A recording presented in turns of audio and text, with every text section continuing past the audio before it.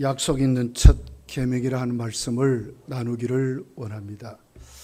미국의 아주 시골 아주 가난한 두 사람이 결혼했습니다. 그런데 결혼하고 난 다음에 아이를 하나님 주셔서 한 아이를 얻고 남편이 일찍 죽어버렸습니다. 아내는 그 아이를 키우고 홀로 남아서 살려고 낮에는 산을 개간하고 닭을 키우고 밤에는 낡은 재봉틀로 삭바느질을 하면서 살게 됐습니다. 시골에서 산을 개간하면 얼마나 힘이 들고 어렵겠습니까? 얼굴은 다 타버리고 몸은 다 망가졌을 것입니다. 그런 그가 그의 아들이 어머니를 생각하면서 내가 어머니께 효도하는 것은 열심히 공부하는 것이다. 그렇게 해서 그는 호킨스 대학에 들어가고 졸업할 때에 수석으로 졸업하게 되었습니다. 얼마나 감사한지. 그리고 대학에서는 졸업생을 대표해서 답사로 하게 만들고 대통령을 대신해서 학장이 상을 주게 됐습니다.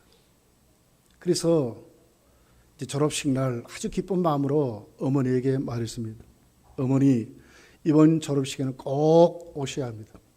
내가 졸업생을 대표하고 대통령 상을 받게 됐습니다.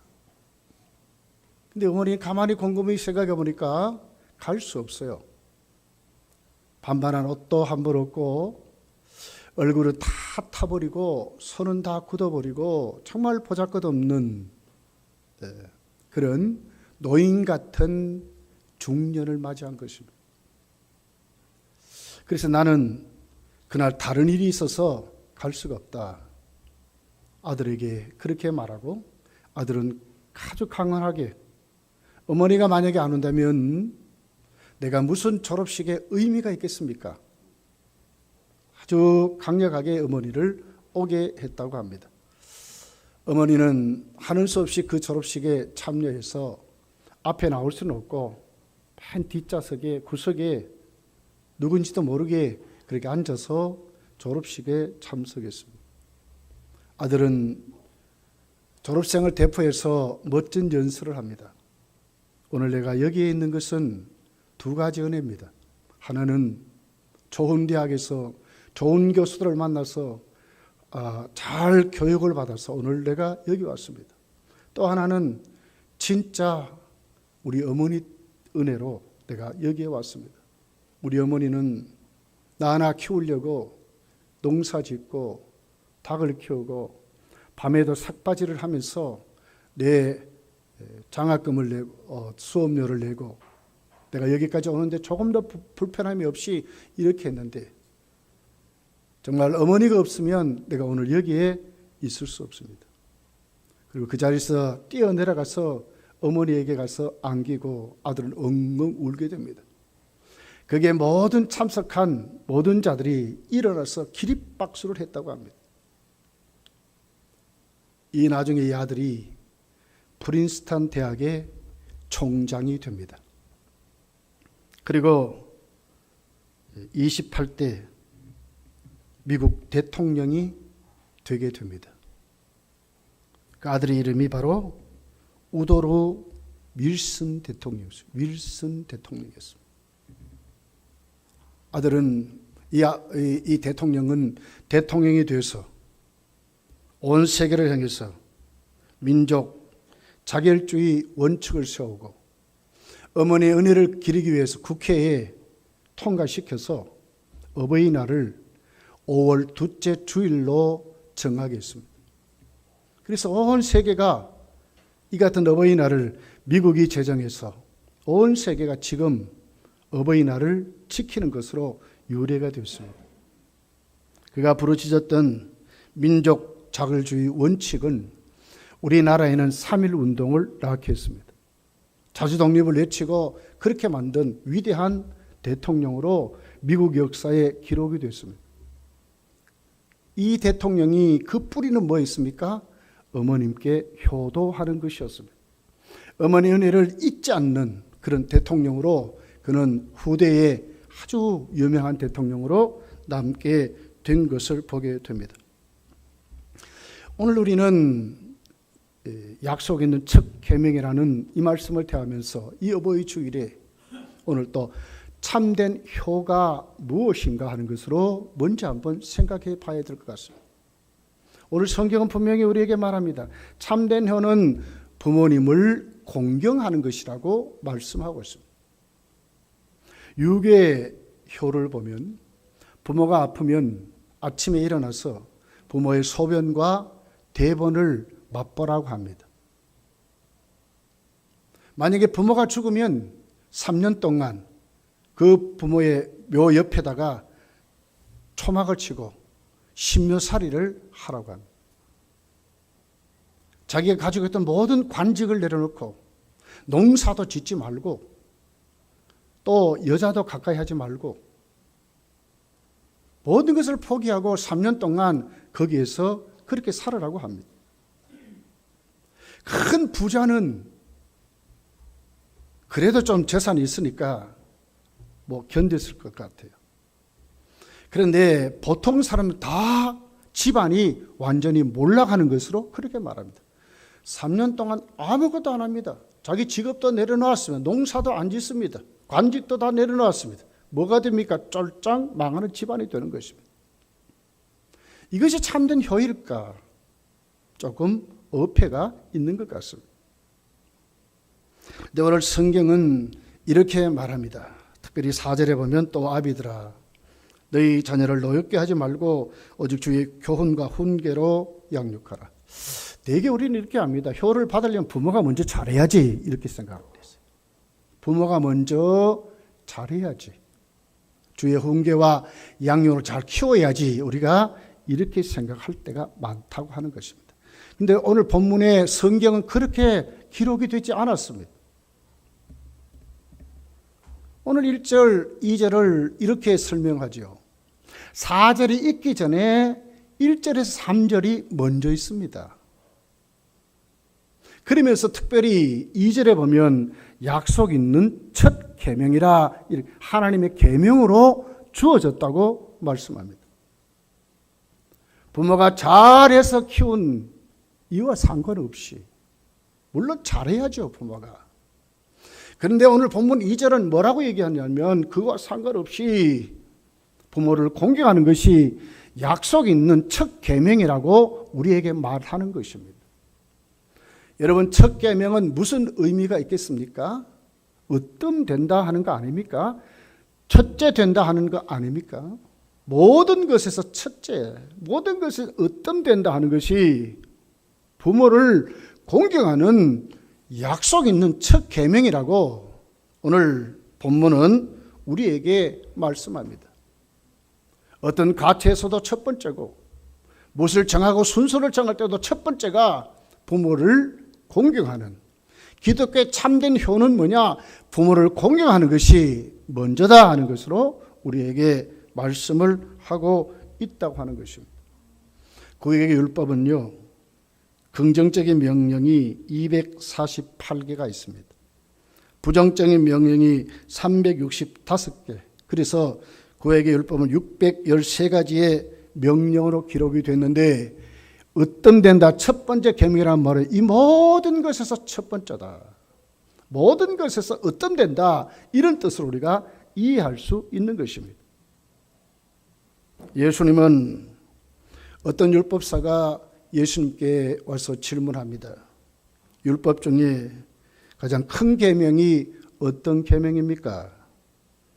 마태복음 27장 37절에 보니까 예수께서 이르시되 네 마음을 다하고 목숨을 다하고 뜻을 다하여 주 너희 하나님을 사랑하라 하셨으니 이것이 크고 첫째 되는 계명이라고 했습니다. 하나님 사랑하는 것이 첫째 되는 계명이라고 예수님이 말씀하셨습니다. 첫째 계명입니다. 그런데 오늘 바울은 뭐라고 합니까? 여기 더해서 바울은 뭡니까? 부모를 공경하는 것도 첫째 되는 계명이라고 말하는 것입니다. 하나님을 경외하는 것, 하나님을 공경하는 것, 부모를 공경하는 것을 오늘 또 성경이 뭐라고 얘기하냐면 같은 선상에서 첫째 되는 계명이라고 오늘 이렇게 말씀하는, 이렇게 중요하다 하는 것입니다. 하나님 안 섬기면, 하나님 안 믿으면 여러분이 다 지옥 가지 않습니까? 하나님을 사랑하라, 마음을 다하고 뜻을 다하고 성품을 다하여 하나님을 사랑하라. 이것은 뭡니까? 우리가 하나님 앞에 우리의 신앙이 온전하게 되어서 천국 가는 길 아닙니까? 파불비어. 우리 인간 모든 우리 삶의 그 관계가 정말 행복하려면 하나님을 사랑하듯이 내 부모를 공경하는 것도 첫째 되는 겁니다. 가장 으뜸되는 겁니다. 가장 우선순위 가치에서 1번이다 하는 것으로 우리에게 말씀을 하고 있는 것입니다. 그러면서도 오늘 이 말씀은 오늘 우리에게 그 대상이 누구인가를 정확하게 기록을 합니다. 효를 받는 부모가 대상이 아니라 효를 행하는 자녀에게 주시는 으뜸되는 계명이고, 그리고는 그 자녀에게 유익되는 계명이라고 말하는 것입니다. 그래서 자녀들아 이렇게 말하는 거예요. 부모에게 하는 말씀이 아니라 자녀에게 하는 말씀이라. 자녀에게 유익된, 하나님이 자녀들에게 말하는 말씀이라고 우리가 알 수가 있습니다. 그러면서도 여러분, 이 말씀의 대상을 우리가 조금 더 세밀하게 살펴볼 필요가 있는 것 같습니다. 대개 보면 우리가 이 말씀은 자녀들, 모든 자녀들 맞습니다. 포괄적으로는 모든 자녀들에게 해당되는 말씀이지만 1차적으로 진짜 받아야 될 자녀가 누구냐, 이런 것을 우리에게 말합니다. 이 자녀는 바로 10대에서 20대 어린 자녀가 아니라 1차적인 것은 30대에서 50대 장년 자녀, 부모된 자녀들에게 주시는 말씀이라고 오늘 우리가 알 수가 있습니다. 십계명의 맨 마지막 계명 출애굽기 20장 17절에 보면 이렇게 결론을 지고 마칩니다. 내 이웃의 집을 탐내지 말라. 내 이웃의 아내나 그의 남종이나 그의 여종이나 그의 소나 그의 나귀나 물은 내 이웃의 소유를 탐내지 말라. 이 말씀은 우리에게 무엇을 얘기합니까? 그래도 뭔가 실세인 그 집안에서 뭔가 가지고 누리는 그 자녀들에게 하는 말씀입니다. 집을 가지고 있는 자들이 남의 집을 탐내지 말아라. 안에 있는 부모가 이웃의 아내를 탐내지 말아라. 그래도 소나 나귀나 재산이 있는 그 자녀가 이웃의 소나 나귀를 탐내지 말아라. 이렇게 말씀하는 것입니다. 그래도 가지고 있는 실세들, 십계명의 대상 1차적인 대상 모두가 해당되지만 특별히 5계명은 그 가정의 실세인, 집도 있고 자녀도 키우면서 노인 부모를 모시는 그들, 30대에서 50대 자녀들에게 해당되는 말씀이라고 우리가 이해할 수가 있습니다. 요즘 여러분 보건복지부에서 발표한 부모 학대의 가장 핵심적인 사람들이 누굽니까? 아들이에요. 36.7%가 아들이 학대한대요. 해년마다 학대하는 게 자꾸 들어갑니다. 두 번째가 배우자입니다. 여러분 배우자에게 잘하셔야 돼요. 세 번째가 딸입니다. 그리고 사위입니다. 학대의 69.6%, 한 70% 되지요. 70%가 전부 가족들이 학대하는 것입니다. 해년마다 자꾸 늘어가요. 그런데 그 가족들 중에 가장 그 핵심 멤버가 누구였냐면 40대에서 50대가 가장 많이 학대한다는 거예요. 하나님이 얼마나 잘하시는지 몰라요, 여러분. 지금도 노인들이 학대를 받는 것은 가족들인데 그 중에서도 40대에서 50대 자녀들이 더 학대를 한다는 거예요. 70%가 학대하는 사람 중에 70%가 가족이라고 말하는 것입니다. 구약 성경은 우리에게 그 부모에게 학대하는 것을 정확하게 지적을 합니다. 무엇이 학대인가? 출애굽기 21장 15절에 보면 자기 아버지나 어머니를 치는 자는 반드시 죽일지니라. 구타를 부모 학대라고 말하고 있습니다. 출애굽기 21장 17절에 보면 자기의 아버지나 어머니를 저주하는 자는 반드시 저주를 학대라고 말합니다. 에스겔서 22장 7절에 보면 그들이 네 가운데서 부모를 업신여기며 멸시하는 것을 학대라고 말합니다.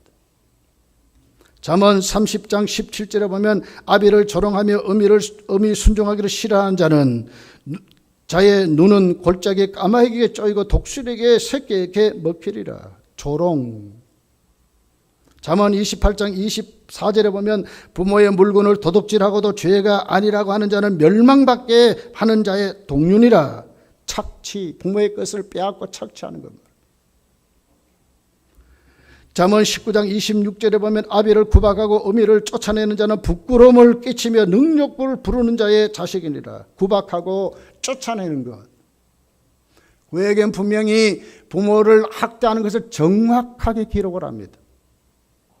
구박하고 저주하고 멸시하고 조롱하고 구타하고 그리고는 뭡니까? 쫓아내는 것. 아주 정확하게 이 사실을 기록을 하고 있습니다. 그런데 이렇게 하는 자녀들이 여러분 10대, 20대가 할까요? 아니잖아요. 그 가정의 실세들이 하는 것입니다. 그 가정을 짊어진 가장들이 하는 것이지요. 30대에서 50대의 장년 자녀들이 그렇게 하는 것입니다. 여러분, 사실 우리가 교회 생활하면서 헌금 생활도 쉽지 않습니다. 십일 생활 쉽지 않죠. 하물며 부모를 공경하고 물질로 복령하는 것 쉽지 않습니다. 그렇기 때문에 하나님 오늘 뭐라고 말씀합니까? 축복을 약속하는 것입니다. 약속 있는 첫 계명이랍니다. 그냥 말씀하지 않았습니다. 이것이 그냥 옳다는 것을 끝나지 않았습니다. 마땅히 너희들이 해야 되는데 거기에 두발 말씀이 뭡니까? 이 부모를 공경하는 이 말씀은 약속이 있다. 약속이 있다는 거예요. 약속이 있다. 약속 있는 첫 계명이라. 그래서 오늘 3절이 있는 것입니다. 여러분, 우리가 믿음으로 하나님 앞에 사실 우리가 신앙생활도 힘들지만은 정말 믿음으로 말씀에 아멘해서 우리가 정말 하나님 앞에 나와서 하나님도 정말 우리가 바르게 믿고 우리가 말씀대로 부모를 정말 공경하게 되면 반드시 성경은 하나님의 약속하신 그 하나님이 우리에게 복을 주실 것을 말씀하고 있다고 하는 것입니다. 칼빈은 기독교 강요에서 제5교봉을 이렇게 해설을 했어요. 만일 부모 공경이 공경받는 부모의 유익을 목적으로 한 것이라면 너희 하나님이 네게 준 땅에서 네 부모의 생명이 길리라고 주어졌을 것인데 그렇게 기록하지 않았다는 거예요. 너 생명이 길리라고 말씀했다는 거예요. 누구에게 유익된 말씀인가? 누구에게 준 말씀인가? 누가 진짜 복을 누리고 살 것인가? 복양받는 부모가 아니라 복양하는, 공경하는 그 자녀에게 유익이 되고 자녀에게 복이 된다는 말씀으로 하나님이 약속 있는 첫 계명으로 주셨다는 거예요. 우리가 어떻게 믿고 살아야 되겠습니까?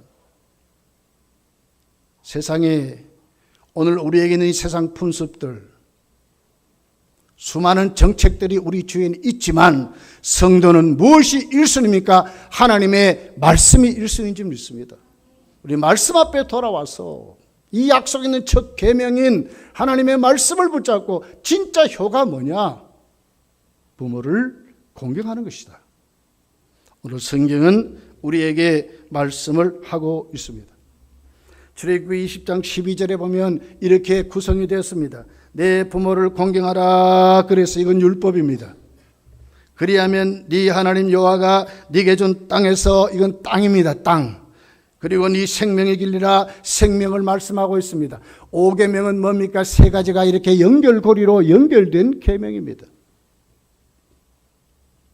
하나님이 우리에게 주시는 복은, 오늘 이 세 가지의 그 연결된 이 복이 오늘 우리에게 주어진다는 말씀을 우리에게 지금 하고 있는 것입니다. 여러분, 부모는 우리가 태어나면 그 과정에 하나님의 통로로 생명을 우리에게 줍니다. 자라면서 뭘 우리에게 주지요? 율법, 하나님 말씀으로 우리를 양육하고 키웁니다. 그리고 그 부모가 죽으면 어떻게 됩니까? 그 유산을 자녀에게 주지요. 땅을 주지요. 그러면서 그 자녀가 거기에서 받은 걸 가지고 어떻게 삽니까? 또 그 자녀에게 생명을 주고, 그리고는 하나님의 말씀을 가르치고, 그리고는 또 거기에서 하나님 앞에 그 땅에서, 여러분, 그 자녀가 부모를 공경하면, 공경한다는 말은 우리가 좀 더 세밀히 보면 부모의 모든 필요를 정말 무게하게 생각하고, 옷을 제공하고 음식을 제공하고 주거지를 제공하는, 정말 부모가 노년을 아주 자유롭게 아주 평강한 데 보낼 수 있도록 하는 것이 공경인 줄 믿습니다. 그렇게 하면 어떻게 됩니까? 부모의 생명이 길지요. 그 땅에서 행복하게 살죠. 이걸 누가 봅니까? 작년 자녀들이 그렇게 함으로 그 밑에 있는 10대, 20대가 이걸 보는 거예요. 그러면서 뭘 느낍니까? 아, 하나님의 말씀을 순종하는 것이 맞구나. 우리 어른들이 땅에서 행복하게 오래 하나님께 영광 돌리며 살아가는구나. 이것을 그들은 하나님의 말씀을 중요하게 생각할 줄 알게 되고, 내가 정말 이 땅에서 행복하게 오래 하나님 앞에 장수할 수 있는 비결이 뭐냐? 나도 우리 부모가 했듯이 이렇게 하는 것이 하나님 말씀을 순종할 수 맞구나 하는 것을 그들이 받아들이게 된다는 거예요. 오늘 이 말씀의 배경은 이런 것입니다. 작년 자녀들아, 너희들이 부모를 공경하라는 것입니다. 왜? 그들은 너희들에게 뭘 줬습니까? 생명을. 뭘 줬습니까? 하나님 말씀을. 뭘 줬습니까? 땅을 주었다는 거예요. 그러니 너희들이 그렇게 하면 너희 부모가 이 땅에서 건강하게 행복하게 살 것이 아니냐? 이걸 누가 보느냐? 너희 자녀가 본다는 거예요. 그러면서 단순히 돌아가는 이런 외형적인 조건을 보는 것이 아니라, 아하, 하나님의 말씀이 맞구나. 말씀대로 살아가는 것이 맞구나.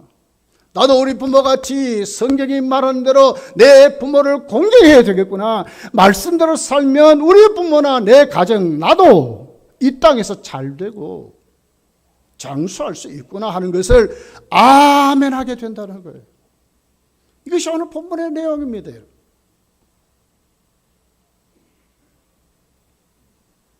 어떻게 보면 젊은 아이들이 5계명은 억압적인 계명이라고 생각할 수 있어요.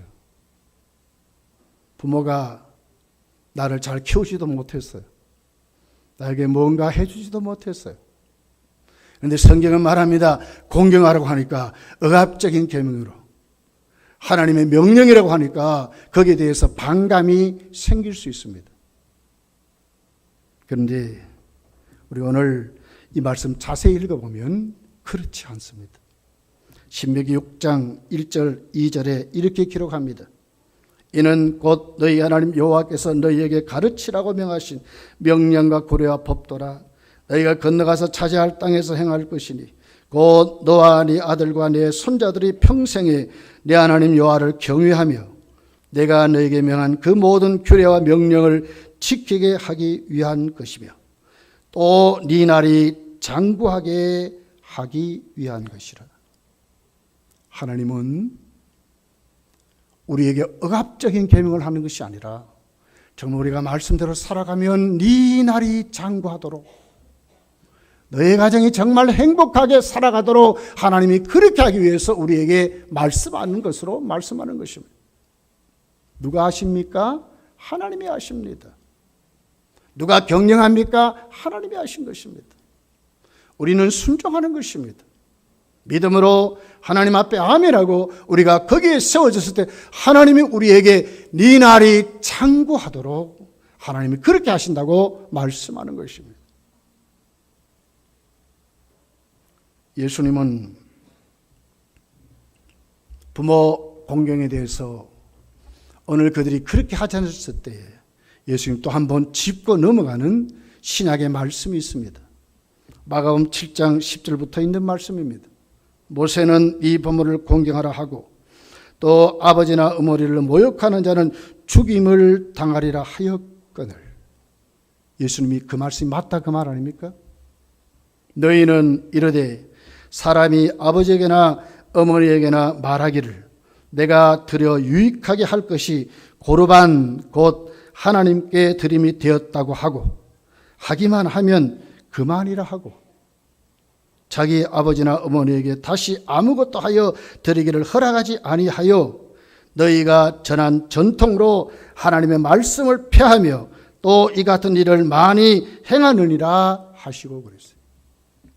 효도 안 하려고, 공경 안 하려고 거짓말하는 것입니다.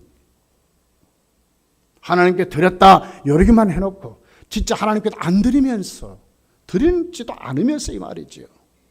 너희들이 효도 안 하려고 너희들이 그렇게 한다는 거예요.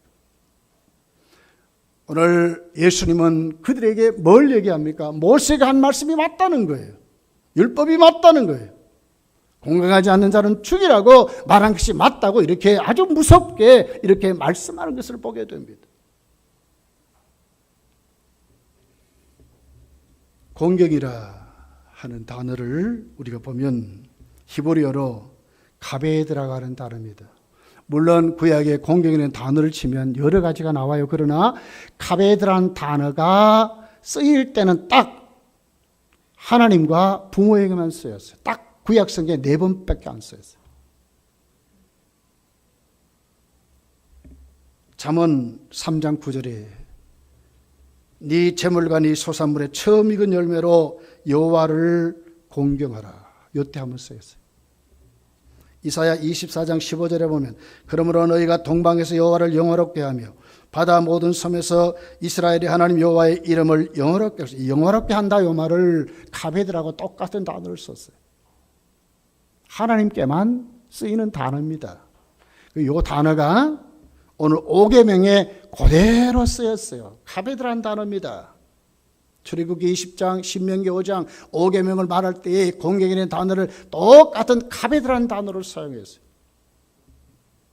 하나님께만 공경할 수 있는 이 부분을 하나님을 어떻게 다루셨습니까? 부모에게만 예외로, 부모에게도 똑같이 하나님을 공경하듯이 공경하라고 이렇게 말하는 것으로 기록이 되어 있습니다. 한 걸음 더 나가서 보면 레위기 19장 3절에 이렇게 기록합니다. 너희 각 사람은 부모를 경외하고 나의 안식일을 지키라. 나는 너희 하나님 여호와니라. 뭔 얘기입니까? 각 사람 너희 부모를 경외하고 나의 안식. 먼저가 뭐가 있습니까? 부모를 경외하는 것이 먼저입니다.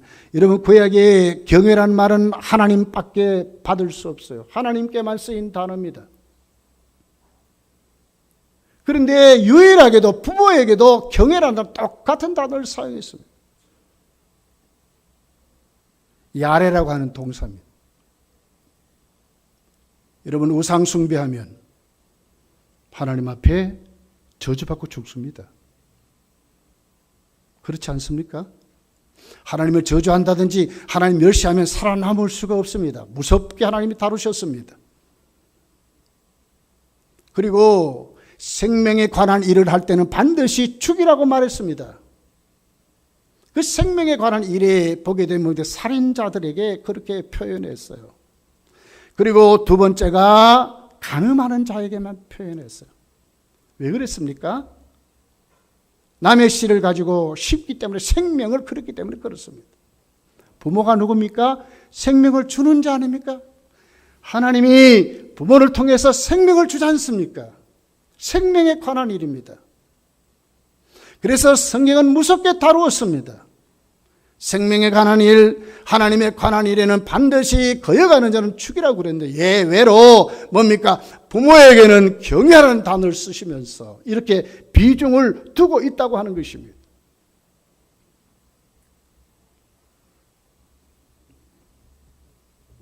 여러분, 오늘 우리가 이 말씀을 대하면서 좀 더 하나님 말씀 앞에 이 본질적인 이 말씀 우리가 가슴에 담고, 왜 우리가 이 첫 계명을 공경해야 되는지 이유를 정확하게 우리가 한번 똑바로 세워서 누구에게 주는 말씀인가를 생각하고, 그 가정의 실세인 자녀들에게, 그 자녀들이 정말 공경함으로, 그 부모들이 효도를 받음으로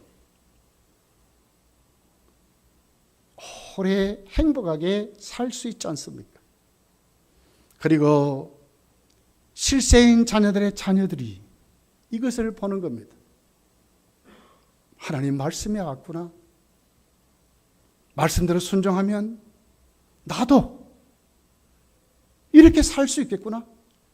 그렇게 해서 그들이 말씀 앞에 순종하는 사람으로 세워진다는 것입니다. 누가 먼저 해야 되겠습니까? 우리 가정의 실세들이 이제는 먼저 해야 된다고 하는 것입니다.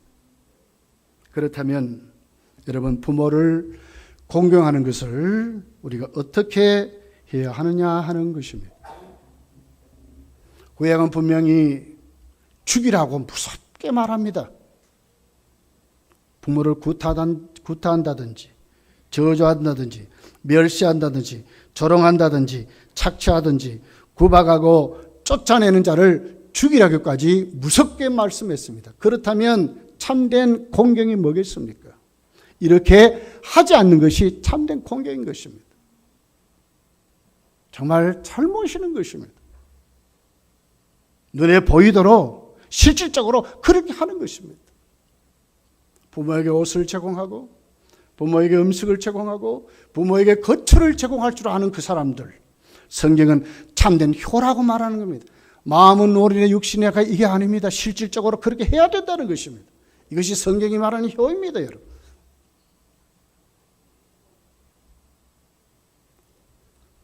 그러면서 참된 공경은 우리가 두 번째로 생각할 수 있는 노후를 반드시 책임지라고 하는 것입니다. 성경은 그렇게 말하고 있습니다. 요즘은 국가가 노후 보장에 대해서 여러 가지로 그렇게 하겠죠.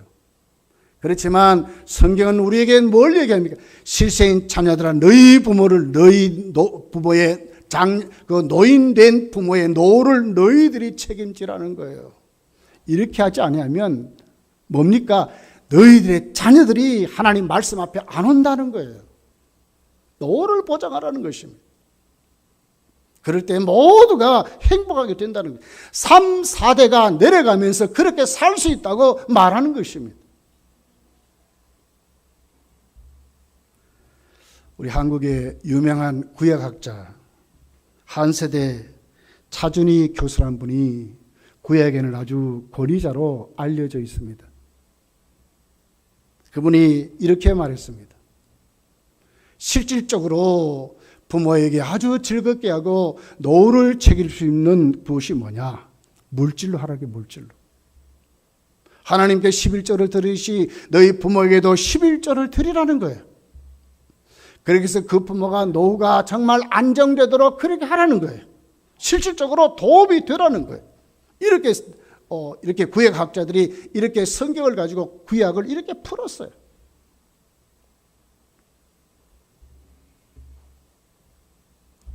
그러면서도 가장 중요한 것이 뭐냐? 물론 노후를 보장하고, 물론 행동으로 부모를 그렇게 하는 것도 중요하지만 진짜는 뭐냐? 마음이라는 거예요. 그래서 오늘 본문이 뭐라 그래요? 순종하라고 하지 않습니까? 공경하라고 하지 않습니까? 무겁게 부모를 생각하라고 하지 않습니까? 함부로 대하지 말라고 하지 않습니까?